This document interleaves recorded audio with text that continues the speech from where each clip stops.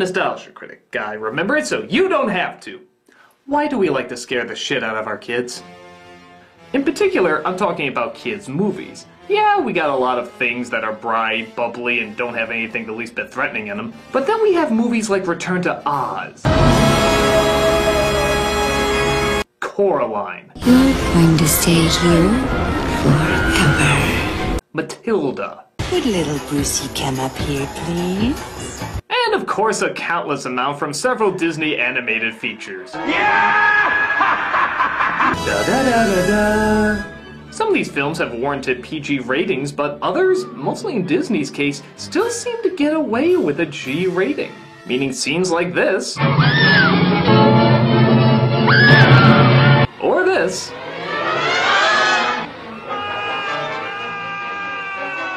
have been deemed child-friendly for boys and girls of all ages. Bullshit! This fuck scares me even now! So why are so many scary moments not shied away from in so many kids' films? Isn't the idea of showing your kids a movie either to educate or just keep them happily entertained for a bit? Seems like these most kids would either cry or piss their pants at. So why are they in so many family movies? And more importantly, how come we're really not that bothered by it? Going way back to the famous Grimm's fairy tales, most stories intended for children seem to focus on the extreme dark and the extreme violent. Yeah, when you read the original Red Riding Hood or Hansel and Gretel, you'll find they're pretty fucked up. But at the very least, albeit in kind of a twisted way, they were used to scare many kids into remembering whatever life lesson it was trying to teach. Don't trust strangers, don't be too selfish, etc. So scaring kids to get a point across isn't anything new. While some claim that Disney's renditions of these fairy tales is what sucked out the harshness from future tellings of it, still take a look at some of this imagery from, say, Snow White, their first animated feature.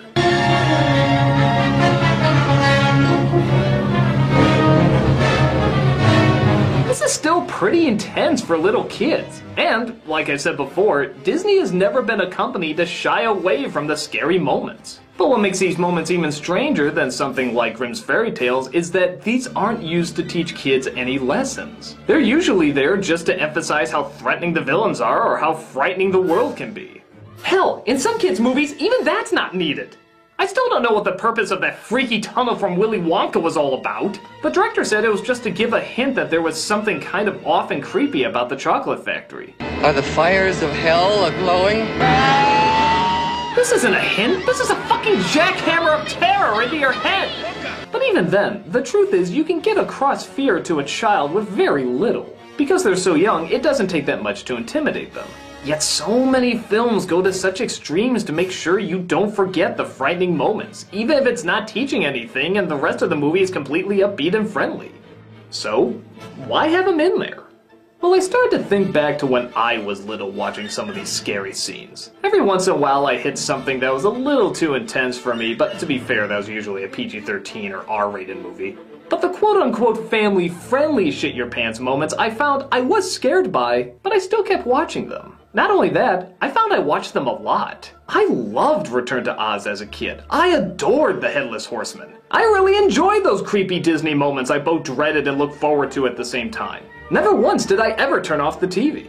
So I started to ask myself, what did I like about them?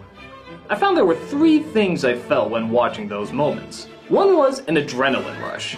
Kids like to be excited. That's why they imagine adventures to go on and new dangers to go up against. It's thrilling and fun. It's all part of being a kid. And putting yourself in those extreme dangers leads me to the second emotion I felt. Hope.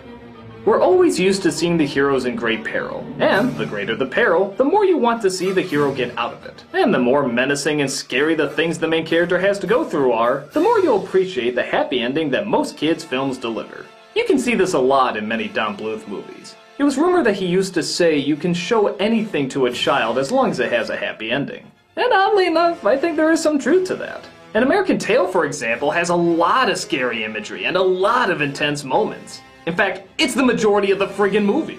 But by God, doesn't it feel so good at the end when it's all over? Isn't that family reuniting just the most joyful thing you ever saw after being put through so much hardship? But the secret to making that work is balancing the scares out, and sometimes too many dark moments can work against a movie's intentions. Disney's Christmas Carol with Jim Carrey, while not an awful movie, relishes so much in the dark moments that it often forgets to let us enjoy the happy ones. Christmas Carol is a dark story, but it balances out with plenty of scenes relishing in the joyful spirit of humanity. Here, the dark moments are so heavy that the joyful moments are almost glanced over, so it just turns into overkill. Now something like Coraline, oddly enough, balances it out better because despite the character certainly having her selfish moments, we can see what a good-hearted soul she is and how much she loves her family and what they mean to her. And on top of that, there are plenty of upbeat, whimsical moments too. So even though it has many scary elements, it still delivers a pleasant but also intense experience. Even Fievel in American Tail. He's a very simple, positive, upbeat character. He's the one you follow and pulls you through all these tough, scary things you have to get by. And I guess that brings me to the final emotion I felt whenever I watched a scary moment as a kid, the appreciation of being challenged. We're never gonna run out of bright, simplistic stuff for kids. It's all over the place. And with good reason. We want to see our kids live happy and optimistic lives, blah blah blah blah blah. But when something does come along that's different or even a little threatening, there is kind of this intrigue. As a kid, you ask yourself, why isn't Secret of NIMH talking to me like how Barney talks to me? Why isn't Paranorman talking to me the same way Dora the Explorer talks to me? I think there's definitely times, whether kids realize it or not, when they want something more dangerous and even questioning put in front of them. Kids know there's things they're not going to understand early in life, that's why they ask their parents so many things. They ask because there's a curiosity to find out about them. And oftentimes, we forget it's an emotional journey. These aren't the same challenges that a lot of learning programs are putting forward, like learning letters or numbers. It's challenging kids with feelings that they've possibly never felt before, and bringing those feelings into their awareness. If anything, they show it's alright to be afraid, that it's a normal part of life, and the more you can understand it or even confront it, the better off you'll probably be. Now, does this mean every kid should see something as intense as Coraline? Well, it depends on the kid. Every kid is going to be afraid of something different and is going to deal with it at their own pace. What a certain 3-year-old could watch with great excitement, a certain 7-year-old could still be closing their eyes at. It's like roller coasters. You can usually tell by looking at them which one you can probably handle and which one you probably can't. But you're still given that option of subjecting yourself to that fear. And you know what? Kids should too. Parents can of course help out their children discovering what they're ready to take on and what they're not, but it's important to teach that being afraid is not something to be ashamed of. Scary moments are just another part of life, and how we deal with them is very, very important. Scares are healthy for children, as long as it's in moderation. They can be used to challenge, educate, and even strengthen.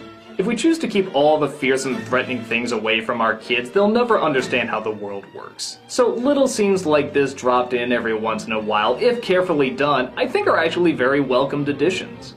They force kids to question without being paranoid, allowing them to be cautious without being terrified, making them realize that there are scary things in the world, but there's also a lot of good things too. So, as long as frightening moments is being done for one of those reasons, I personally say there's absolutely nothing wrong with scaring the shit out of your kids. Especially if we all know that these things are not going to scare us years later. I'm the Nostalgia Critic, I remember-